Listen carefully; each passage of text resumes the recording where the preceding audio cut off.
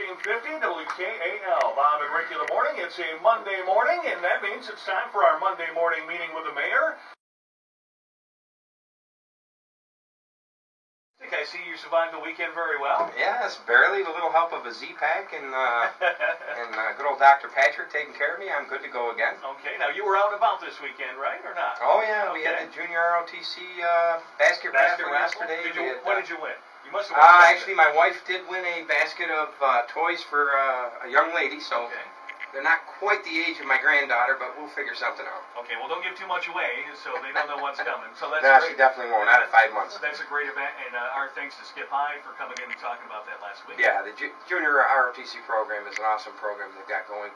We've got a new commander in the area, and his wife, met his wife and family. In fact, we ought to get them on the show, talk a little bit about it. Oh, absolutely. Because the more kids we get involved in that program, the better. I know it's an exciting program, and it has helped so many kids in our area. I can't begin to tell you. And Skip was saying his son is looks like he's going to Morrisville State because they have an ROTC program there. He enjoys it so much. So, well, we've got some distinguished guests here this morning in the studio. I'll let you Yes, we do. Today we have local area hockey legend Rob Esch sitting in with us today. Good morning, Rob. Good morning. And I have my chief of staff, Brandon Lovett. Good morning.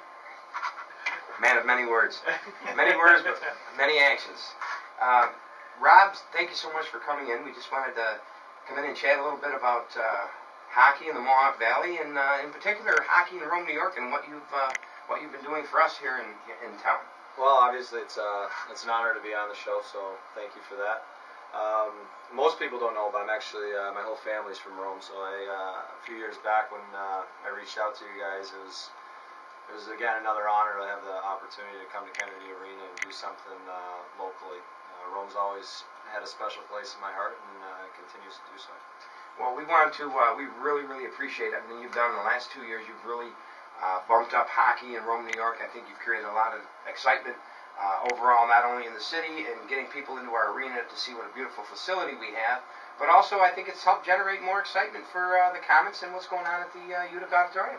Yeah, it is. There's been a tremendous amount of capital investment into the Utica Aud. There's been years ago, there's a large amount invested into Kennedy Arena when we were doing Think Rink with some friends of both of ours, actually, the Pages. And it's nice to see all those, kind of see everything come together, whether it's Utica or Rome. And I think it drives not just the youth, but it gets people, it gives something for them to do in the wintertime. Well, the folks that are running our youth hockey programs have seen a resurgence in that program this year, which again, I think is due in large part by just the extra enthusiasm that they have in the city. And I guess at this time I probably should mention that this Friday is going to be the ribbon cutting for our 50th anniversary at the Kennedy Arena, and that will take place during the Bobby Siccotti tournament at their opening ceremony. So we're looking forward to seeing all of you out in Radio Land come on down to our stadium. And at this time, Rob, on the air, we'd like to honor you with something a little special that this plaque commemorates some of the things that you've done for us here in Rome and also in the Mohawk Valley for hockey, and just a little memento, a little thanks from all of us here in Rome, New York, and all the hockey fans out there.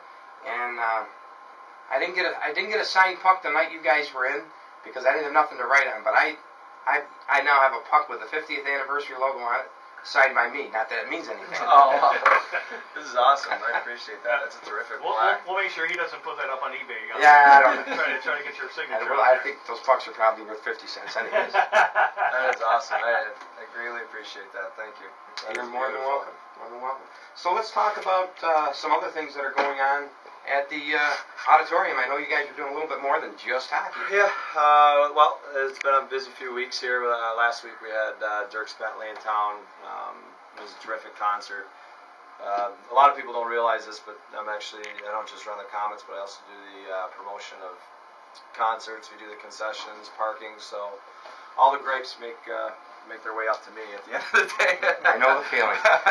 So it's been a great learning lesson for me. It's something I'm very proud of that we were able to achieve for the region. I think that the Utica Memorial Auditorium is it's just a beautiful engineered landmark. It's a prototype for Madison Square Garden, as many of our area people know. But it kind of went dark the last 15 or so years. I think we had a lot of scars on the face of our region, from the professional teams that kind of just came and took what they wanted and left. For the first time, we have local ownership, which I also think is paramount to the success of professional hockey. But, the same way that you guys see resurgence in the numbers at Kennedy Arena, we see them in Utica, Whitestown, Clinton, New Hartford as well. It's pretty coincidental years ago when the Utica Devils pulled out of town, how all the youth numbers slowly but surely started to go down in the sport of hockey.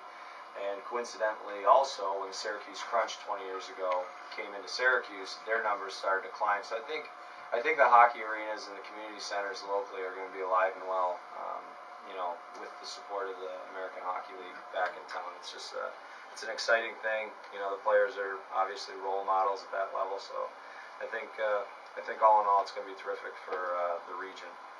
Well, from what the conversations I've had with the folks that run our youth hockey program, they just mirror everything you just said. They're very excited.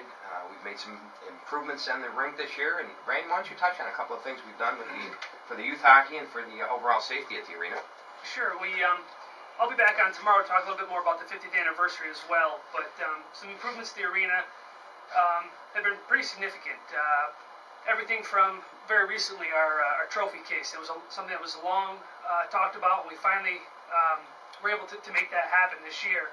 It outlines the history of hockey in Rome. We're very proud to display championship trophies and banners and information in the trophy case from youth hockey to RFA state championships, Rome Catholic.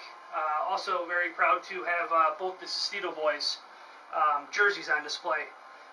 We also added this year the what's called the lookup line. It's something that only very few arenas in the Northeast are doing right now. Essentially what that is a safety feature that if somebody is heading into the boards, that you hope that they pick their head up and look up to avoid paralysis or injury. So it's something that's catching on. USA Hockey's taking a good hard look at it right now. So we'll see. Again, Kennedy was one of the first arenas in this area to do so. But how are the new boards working out for the Pee-wees, or for the little guys? I don't know which size that is, what the name is. But we just partnered up with youth hockey to purchase some cross-ice dividers. Their MITES program and their Learn to Skate program is huge this year. Best numbers they've had, and they said about 25 years. So the addition of these new boards in partnership with the youth hockey really will help to develop the young kids.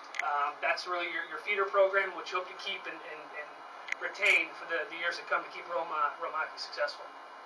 Well, thank you very much, Brandon, for everything you've done at the arena. You have really breathed a new breath of life into the place. You bring a lot of excitement to the job, and I, for one, appreciate it, and the folks that come in and out of that arena on a regular basis echo those words constantly. And by the way, I would like to mention, it's a little point of pride for me, that trophy case was handcrafted by a local friend of mine, Danny Dante, probably one of the best finished carpenters in the area, and he just did an outstanding job. And it just goes to show that if we reach out in the community, we have people right here in our own hometown that can do some of this fantastic work.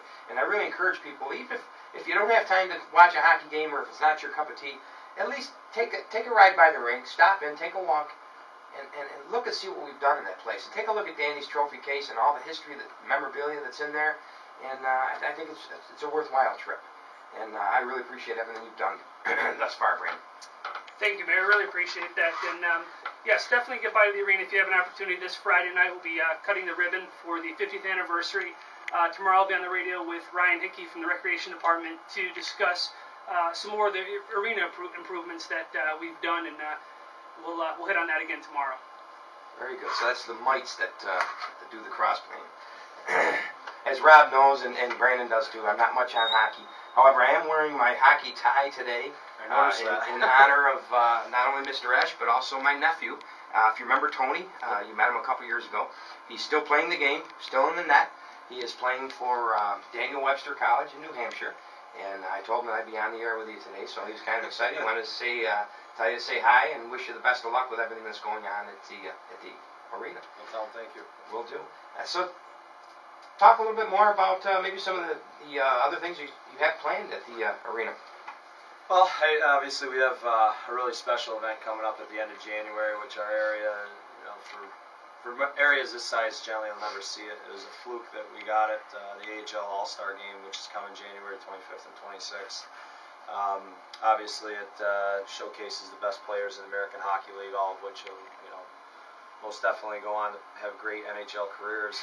But what's special about it, it was a team that backed out due to management change over the summer, and nobody likes taking on this much of a burden, unless they have the staff for it.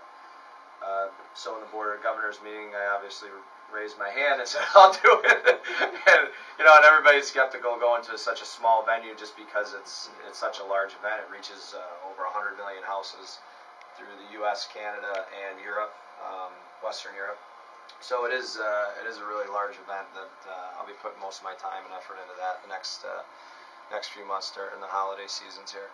Outside of that, I believe in the development of our region. I know that you're doing a lot of it here at the canal side. I know that in the city of Utica they're trying to do a lot, and I think it's again, not to overuse the word, but I think it's paramount to our overall success. Whether it's the loft living, we can't just keep on bringing jobs here without creating modern day living for these people, and I think it's a big challenge for us as a region.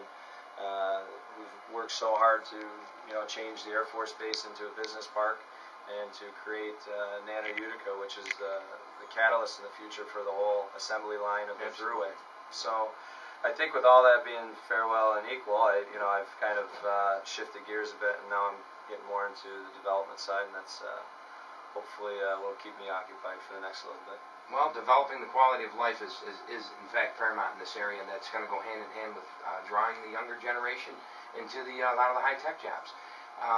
We talked a little bit before we went on the air about how full your plate was and how many irons you had in the fire, and then you just commented on how you had a situation and you stuck your hand up and said, "All right, I'll do it." Doesn't really surprise me, Rob. Several years ago, you and I did not know each other. We were introduced by Senator Griffo, and as a total stranger to you, I came to you with a request, and at the time you were playing, at the time you were very busy, you were building a house, you had all kinds of things going on in your life, and yet you still took the time to not only go and visit a good personal friend of ours, young Bobby Page, who has since passed, but you took him into your life, and I have never forgotten that, and I never will, and neither has his family, and I believe neither has this community. What you did was going above and beyond just stopping by, saying hi to the kid, helping him through, you literally helped him through the last days of his life, and I can't begin to tell you how important that was to his family. And I got to say thank you once again, and I know I've done it a dozen times, probably do it forever, but that just goes to show that when we have people in this community that are not afraid of taking their time and giving to their community, what great things can happen, especially if we all work together as a team. Put our egos aside, leave them at home, leave them in the drawer, get out there and work together. We can do great things in this community. It is. I think that's what's so special about, of our region. The Rome Utica area has always been very special and dear to all of us. And I remember meeting Bobby Page like it was yesterday. Obviously, I've still remained close friends with the family. And actually, this weekend, Aaron Page's brother played goal for us in the law enforcement game against Syracuse, which we won 4-1, and he was stellar. So anyway, it was a Rome cop now, but it's been an amazing journey, and I think it's because of the people here that helped to shape and mold. Whether they're 10 years old, 20 years old. And at that time, I was a younger kid, and it was very natural for me to like Bobby. It was very natural for him and I to become close friends because we were both from the area. We both shared the same things, same interests. And it was genuine, it was real, and I think that's what's so special, again, about our community is that there's no falsifying anything with us. And I think that can sometimes be a hindrance, but for the most part, when you have that genuine belief or feeling, it helps us grow faster. And I'm really looking forward to the next few years here. I really am. Well, you've got a lot of people excited about the area. And again, Rob, thank you so much for coming in. Thank you for everything you do for our community, and we wish you the best of luck in the future. Thank you. And Rob, if I could just touch on what it meant for the Comets to be a part of the whole Frozen Dome thing, and what that means for not only the Comets, but for the area as well. Well, for me, it was a natural fit. And Howard Dogan talked about, the opportunity to do that. I mean, obviously, I wanted our team to be involved in it.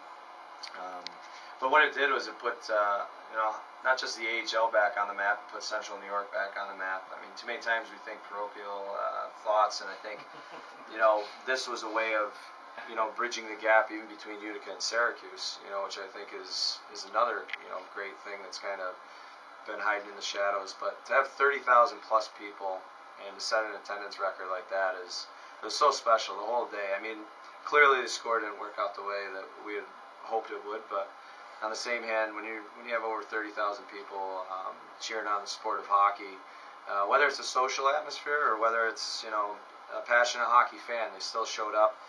Tickets weren't cheap, to bring in ice and to rent the Carrier Dome and to go through all that. It just wasn't a cheap event to put on. But the people came out in the droves, and it really, again, it put us in the spotlight.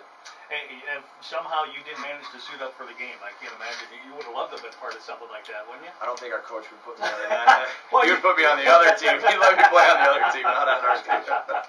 Well, that is great. It was a huge success, and I think it's great for the region. And it brings, I think you kind of touched on it a little bit. Utica, sometimes I think we feel like we're the little sister to Syracuse, and that's not the case, especially with what you guys are doing at the Odd. You mentioned the Dierks Bentley concert, but also the comments and the attendance have been very good for the Utica Comets. Yeah, it's been terrific. I mean, I think even this week, Wednesday and Friday, there's only a few tickets left, and probably be announcing sellouts for both games later on today. But it really has. It's the attendance, the support. It's all a trickle-down effect. I mean, the Comets, the one thing I'm proud about the most, I think, with the Comets is the element of civic pride brought to our region as a whole. We have a huge section there with, the Romans that come in from my friends at Camping Arrows. They bring all their Rugrats, and they're all over the place with my Rugrats, so it's a lot. But, I mean, it really is. As a region, that's the thing that I'm most proud of. It's not being in first place right now. It's not about...